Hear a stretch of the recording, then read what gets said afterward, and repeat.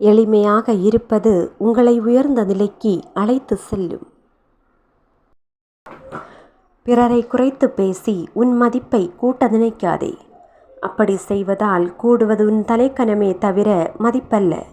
இதை உணர்ந்தவன் உயர்வான். எண்ணம் போல் வாழ். பிறரை போல வாழ எண்ணாதே, அவஸ்தைப்படுவாய்.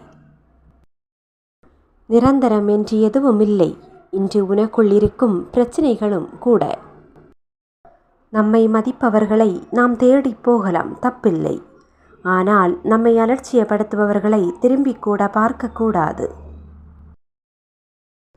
எப்படி வேண்டுமானாலும் வாழ்ந்துவிட்டு போங்கள். ஆனால் உங்களால் ஒருவர் அளவோ அழியவோ கூடாது என்பதை மட்டும் உறுதியாய் இருங்கள். காட்டு சிங்கமாக இருந்தாலும் படுத்து கிடக்காமல் ஓடினால்தான் பசிக்கு இரை கிடைக்கும். கட்டி தங்கமாக இருந்தாலும் வெப்பம் தாங்கினால்தான் நகையாக மதிப்பு கிடைக்கும். மனித வாழ்வும் இப்படித்தான். பாதை கடினமாக இருந்தாலும் நம்முடைய வாழ்க்கை கண்டிப்பாக ஒரு நாள் ஒளிமயமாக மாறும். நம்பிக்கைதான் வாழ்க்கை. பேசாதவர்களை பற்றி நினைப்பதை விட்டுவிட்டு பேசுபவர்களிடம் சந்தோஷமாக பேசி பழகுங்கள். அதுவே தேவையில்லாத மன அழுத்தங்களை குறைக்கும்.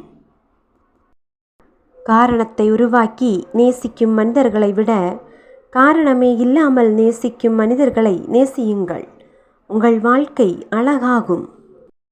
இன்று கடினமாக இருக்கலாம், நாளை இன்னும் மோசமாக இருக்கலாம். ஆனால் நாளை மறுநாள் பிரகாசமான நாளாக இருக்கும். நம்பிக்கையை ஒருபோதும் இழக்க வேண்டாம். அன்பை வாங்கவோ விற்கவோ முடியாது.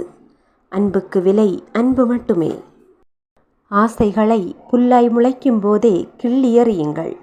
மரமானால் சிரமம்தான். சத்தியத்தின் பாதையில் நீ நடந்தால் நீ யாருக்கும் பயப்பட தேவையில்லை. நெருங்கியவர்களோடு மட்டும் நீ விளக்கமாக பேசு. மற்றவர்களிடம் எப்போதும் சுருக்கமாகவே பேசு. எப்போதும் உன் குறைகளை மட்டுமே சொல்லி பழகியவர் உன் நிறைகளை சொல்லப் போவதில்லை. அவரிடமிருந்து விலகியே இருப்பது உனக்கு நல்லது. நம் துன்பத்திற்கு பாதி காரணம் நம் கற்பனைகளை.